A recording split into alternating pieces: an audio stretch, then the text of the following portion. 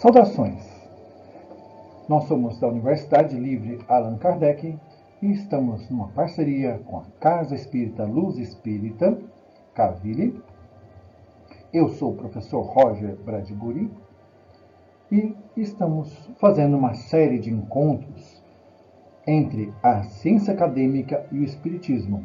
E hoje, que é o nosso primeiro dos encontros, vamos tratar da experiência de quase-morte, EQM. Então, a primeira pergunta que se pode fazer é: o que são as experiências de quase-morte, EQM? O termo refere-se a vivências visuais e sensoriais vividas por algumas pessoas que, em situações de morte iminente ou frequentemente, como se relata, ocorre a emancipação da alma, ou seja, ocorre uma experiência extrasensorial da alma fora do corpo físico, comumente denominada de projeção astral ou desdobramento astral. E a imagem que nós estamos vendo aqui é chamada Ascensão dos Mundos Abençoados, de 1490, de Hieronymus Bosch. As experiências de quase-morte são experiências que são muito propícias ao estudo dos fenômenos espírita. Pois, se esses relatos muito interessam, são porque os indivíduos têm trazido situações em que eles não poderiam ter tido tais fenômenos através apenas do corpo físico, mas é um fenômeno do espírito.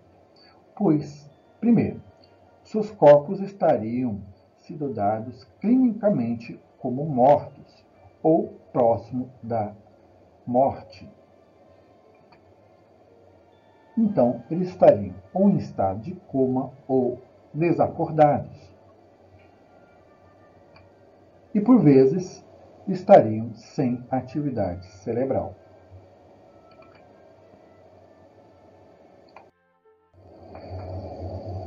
Então, certamente que esses relatos entram em conflito, em contradição, dentro do nosso paradigma científico atual do materialismo.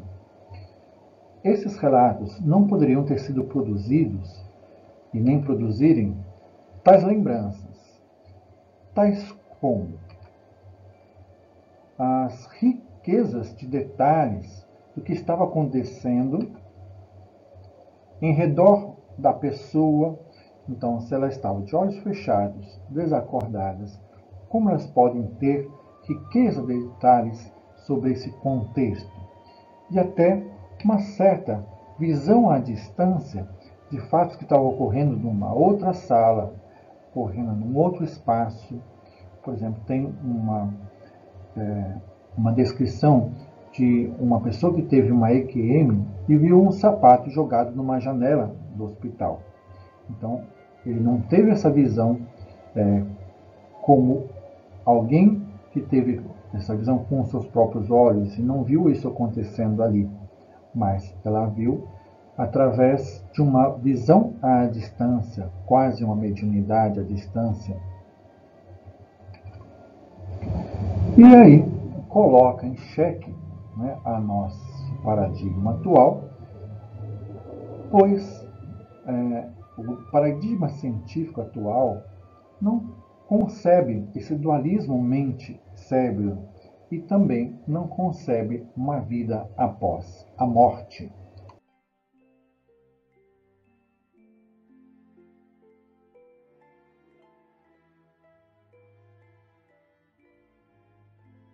Dr. Alberto Almeida nos trará no seu livro Respeito à Criança, Cidadania desde a Concepção, este livro aqui, duas concepções de vida.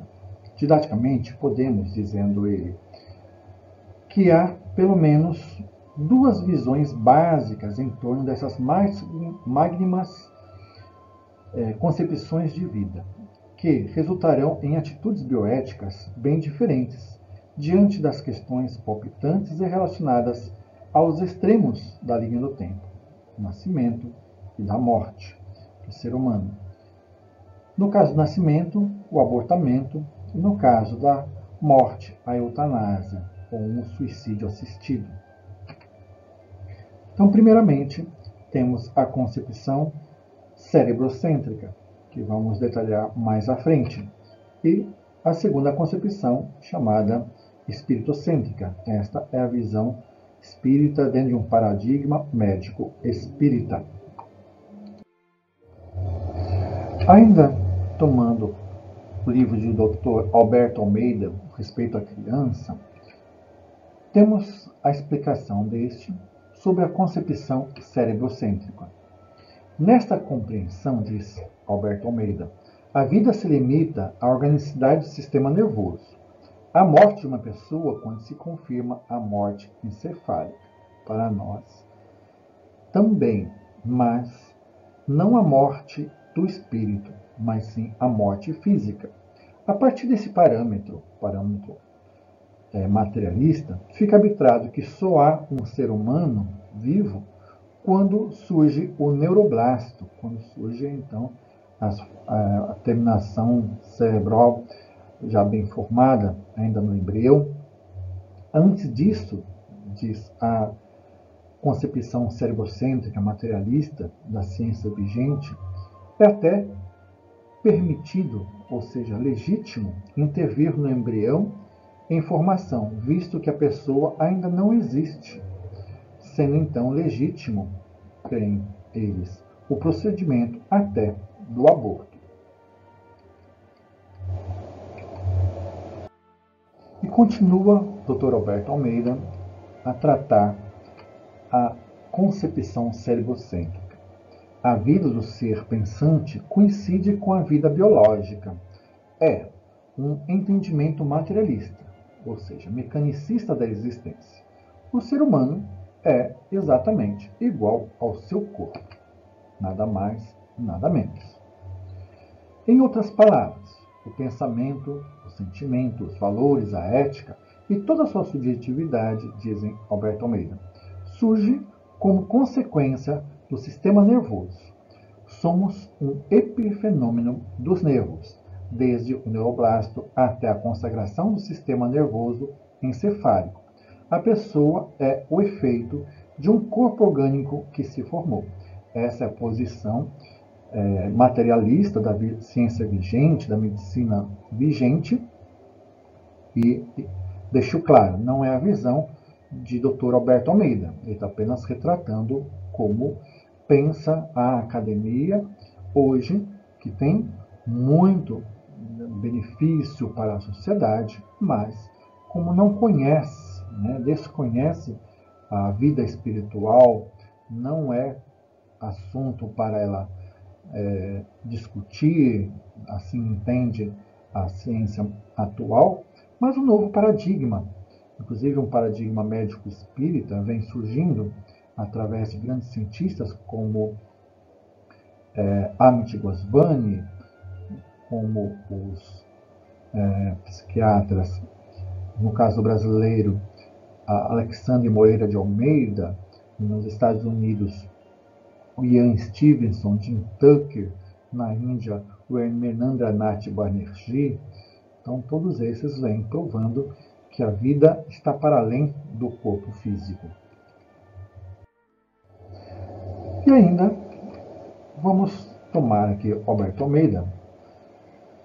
Finalizando, tal tese tem sido norteadora na formação dos profissionais da saúde, nessa visão materialista, inclinando-os a agir com base nesse entendimento e reduzindo o ser humano a uma máquina biológica.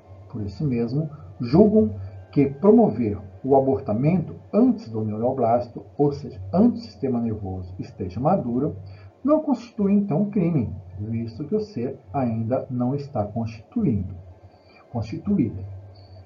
Este livro fala uma tese contra o aborto, vai explicar aí a existência de um espírito, então ele está expondo que existem duas teses, ambas respeitáveis, mas que devemos admitir apenas a segunda como mais completa e que é possível se ter uma visão ética mais ampla, principalmente tendo em vista o mundo espiritual.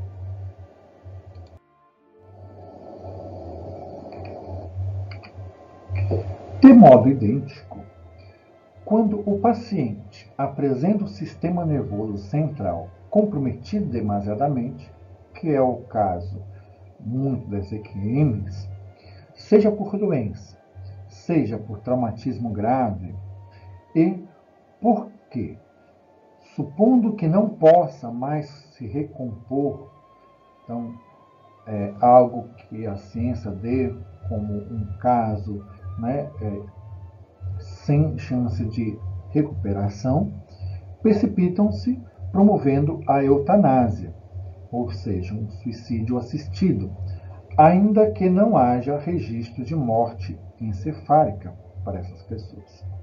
São jogados nos lixos todos os cuidados da nobre medicina paliativa para uma morte digna, deixando-se de observar a ortotanásia, em que a morte ocorre no tempo certo da natureza.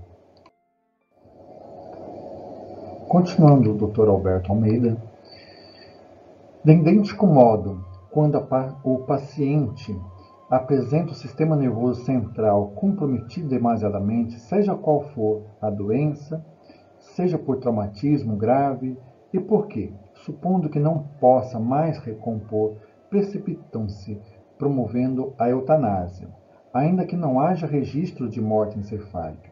São jogados no lixo os cuidados da nobre medicina paliativa para a morte digna e deixando de observar a ortotanásia, em que a morte ocorre no tempo certo da natureza.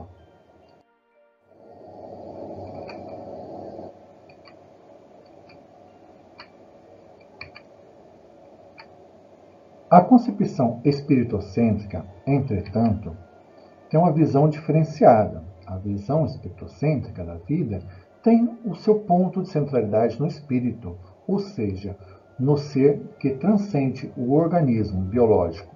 Na vida pensante, não é definida pelo encéfalo, pelo cérebro. Ao contrário, é o psiquismo que influencia a formação do corpo, incluso também o encéfalo. O ser amante e o ser pensante preexiste ao encéfalo e sobrevive à morte encefálica. Diz-nos ainda Alberto Almeida sobre essa teoria espiritocêntrica. O espírito está aquém e além do sistema nervoso, bem como da formação do corpo em geral. É o espírito que comanda o processo embriológico, portanto, desde o surgimento do zigoto, passando pelo neuroblasto, até a estruturação completa do sistema nervoso central e do corpo em geral. Deste modo, é a subjetividade que enseja a organicidade física. A vida psíquica modela a vida biológica. O ser gera o seu corpo como um epifenômeno. E agora, Dr. Alberto Almeida vai nos trazer a concepção espiritocêntrica, ou seja, a visão espírita, que toma não só o corpo físico, mas também um espírito, que ele antecede a encarnação e sobrevive à morte física. É como Jesus diz a Nicodemos, no capítulo 3 do Evangelho de João, que é um espírito que não sabemos de onde vem e nem para onde ele vai. Então pode ser comparado com o vento.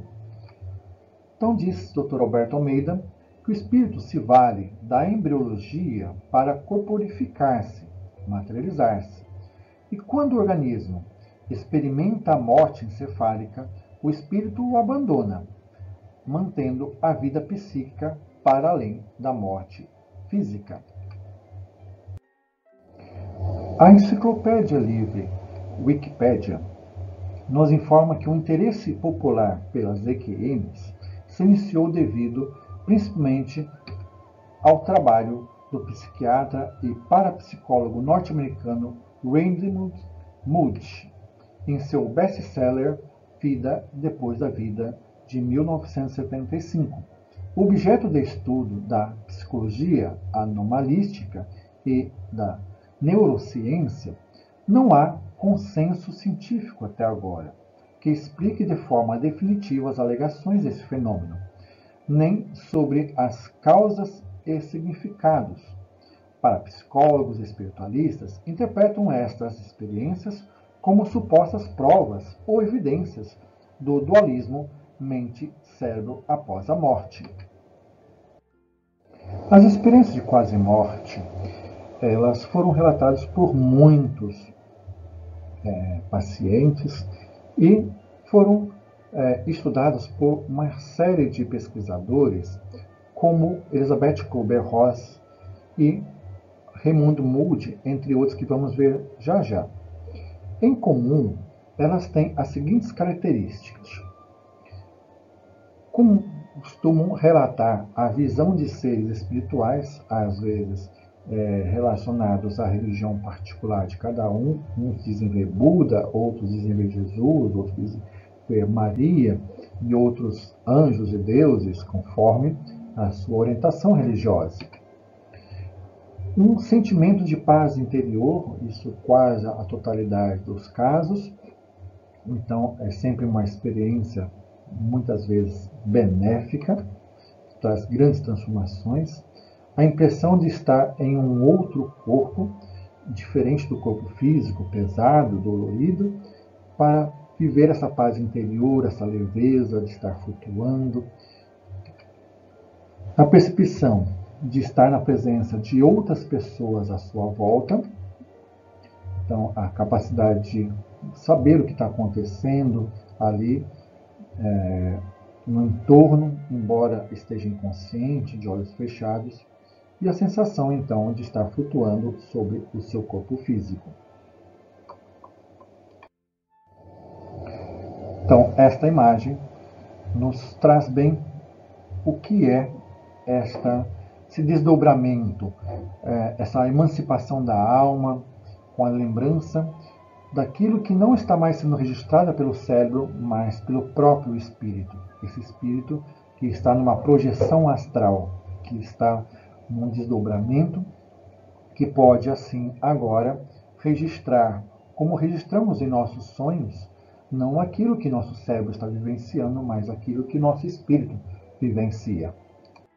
E continuando, as características comuns entre os relatos de experiência de quase-morte, uma das características é ter essa visão global, uma visão em 360 graus, porque não ocorre mais com uma visão dos nossos olhos terrenos, mas todo o corpo perispiritual percebe o que ocorre em volta. Então você tem uma ampliação dos sentidos da compreensão da visão.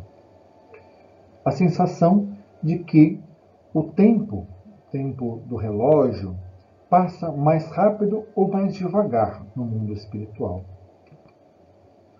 Existe uma ampliação geral de todos os sentidos, o tato, o olfato, a audição, e há uma sensação de viajar através de um túnel imensamente iluminado no fundo. É a tal da visão no fim do túnel.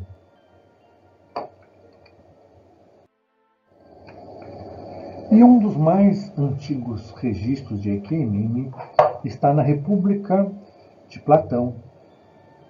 O livro é o número 10, os versículos são de 614 a 621c, e nós temos esse mito chamado o mito do soldado Er.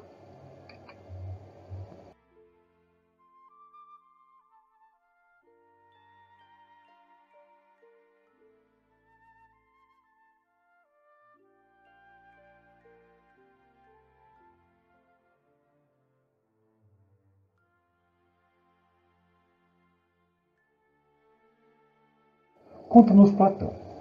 A verdade que te vou narrar não é um conto, mas a história real de um homem.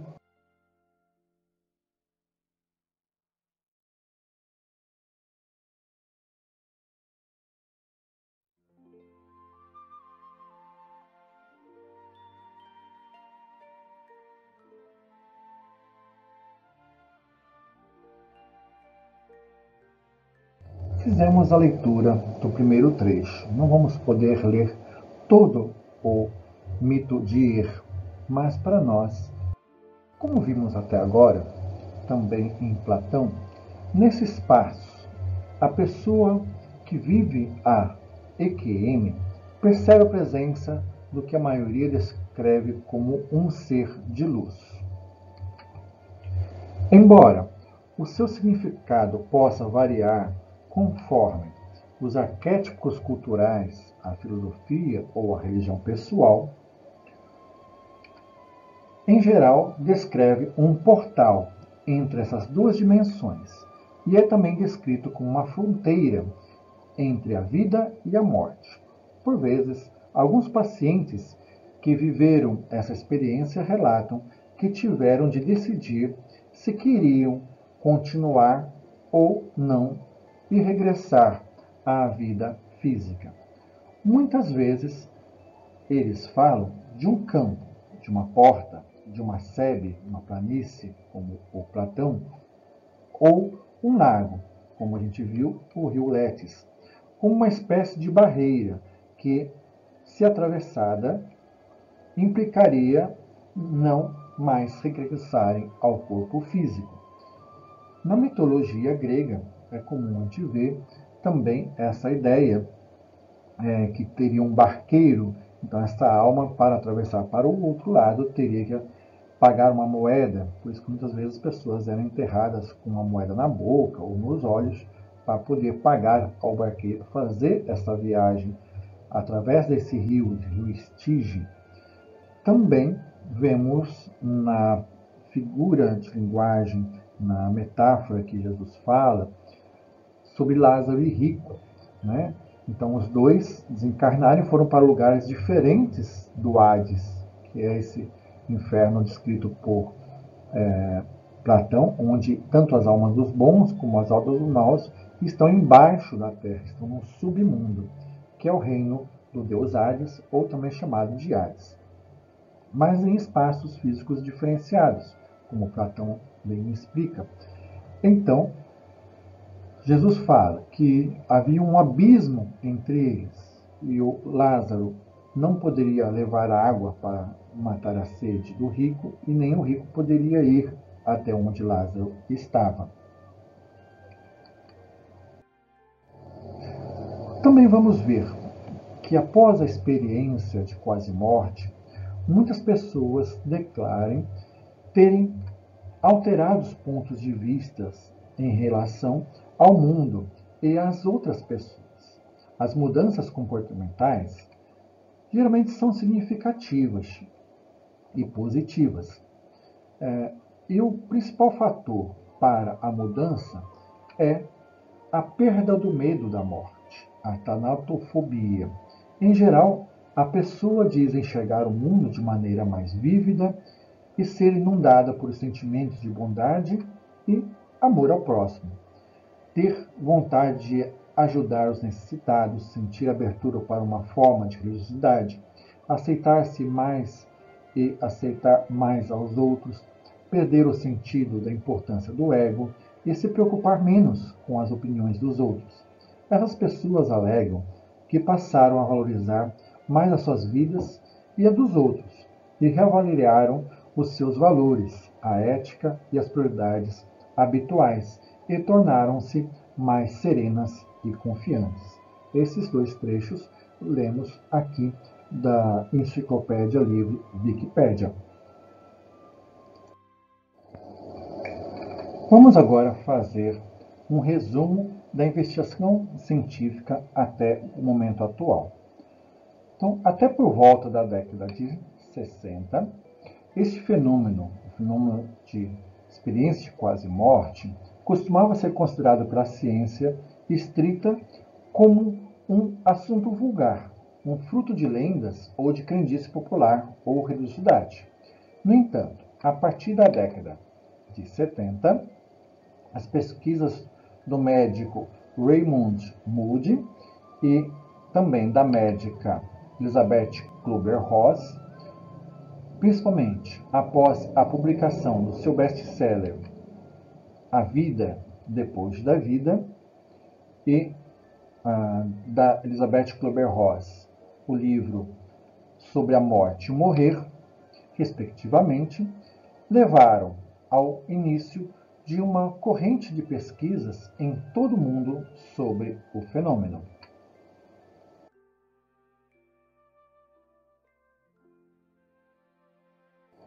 Mesmo com tanto interesse e a presença de numerosos relatos, ainda não há qualquer comprovação científica sobre a realidade das experiências de quase-morte. Entre os cientistas que pesquisam o assunto em geral, há os que interpretam as experiências como reações do cérebro, uma visão monista, e há os que interpretam tais experiências como prova ou evidência de que a consciência não é produzida pelo cérebro, a posição dualista, e de que existe uma vida após a morte. Ainda tratando da investigação científica, muitos pesquisadores, como a psicóloga Susan Blackmore e o anestesiologista Lamir Chawla, acreditam que na teoria que as EQMs são alucinações complexas causadas pela falta de oxigênio no cérebro durante a etapa final do processo de morte. No entanto, outros pesquisadores, como os psiquiatras Raymond Moody e Bruce Greyson, discordam das teorias materialistas e defendem teorias que interpretam as experiências como evidências de que a consciência do ser humano existe independente do cérebro e argumentando principalmente que muitas pessoas demonstram percepções extrasensoriais com precisão em seus relatos de EQM, como por exemplo o caso famoso de EQM da cantora Pam Reynolds, e que não há sinais de funções mentais prejudicadas nas situações clínicas em que as EQMs ocorreram. Ainda continuando essa nossa síntese sobre a investigação científica dos relatos de experiências de quase morte, esses relatos integrantes, descritos por Raymond Moody em sua obra A Luz do Além, de 1988, nos traz um caso de Long Island, uma mulher de 70 anos, cega desde os 18, foi capaz de escrever com detalhes vívidos o que aconteceu enquanto os médicos tentavam ressuscitá-la de um acidente, de um ataque do coração. Ela conseguiu dar uma boa descrição dos instrumentos que foram utilizados e até mesmo de suas cores. E o mais surpreendente para mim é que a maioria daqueles instrumentos sequer fora concebida na época em que ela podia ver. Havia cerca de 50 anos. Havia tudo isso e ela ainda disse ao médico que ele usava um jaleco azul quando começou a ressuscitá-la. Continuando a tratar da investigação científica, o físico Sir Roger Penrose, aqui temos a foto dele, e o anestesiologista Stuart Hameroff, aqui uma foto dele, defendem que, em EQM, a alma quântica deixa o sistema nervoso e reentra no cosmos. Segundo Hameroff, é possível que a informação quântica que constitui a consciência possa mudar para planos mais profundos e continue a existir puramente na geometria do espaço-tempo, fora do cérebro, distribuída não localmente, como uma alma quântica à parte do corpo.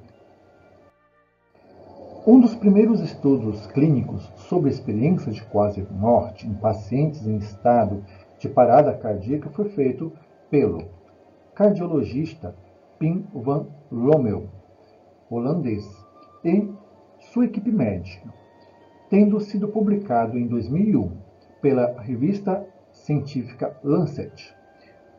Vocês têm aqui a imagem dele e também algumas de suas obras. De acordo com o cardiologista, dos 344 pacientes estudados que foram reanimados com sucesso depois de sofrerem parada cardíaca, 62 deles, ou seja, 18%, tiveram EQMs e lembraram com detalhes das condições que passaram quando estavam clinicamente mortos. Na conclusão de Lommel, nossa consciência existe independentemente do cérebro, este sendo um veículo físico de expressão da consciência, mas não um produtor da mesma. No nosso tema, o maior estudo já realizado sobre o tema foi liderado pelo médico intensivista britânico Sam Parnia e efetuado entre 2008 e 2014. Aqui vocês têm o médico e uma das suas obras. Então, esse período em que Parnia e outros cientistas da Universidade Southampton examinaram mais de 2.000 pessoas que sofreram paradas cardíacas em 15 hospitais do Reino Unido, Estados Unidos e Áustria. O estudo concluiu que a consciência humana permanece ao menos em 3 minutos após o óbito biológico. E assim, então, vamos concluir nossos estudos de hoje. E assim, encerrando mais este momento, agradecemos a todos pela presença, pela audiência e vamos à nossa prece, levar nosso pensamento a Jesus, a espiritualidade amiga que nos atendeu, nos socorreu, que tem levado até os hospitais as nossas preces, a nossa vibração, nosso passe à distância, a nossa fluidificação de águas, que possam essa mesma espiritualidade atender a nossos familiares, nossos amigos, e, em especial, atenda também aos enlutados, aqueles que perderam seus entes queridos, que eles possam receber a paz e também o conforto. E assim, aguardamos nosso próximo encontro. Muita paz, muita luz.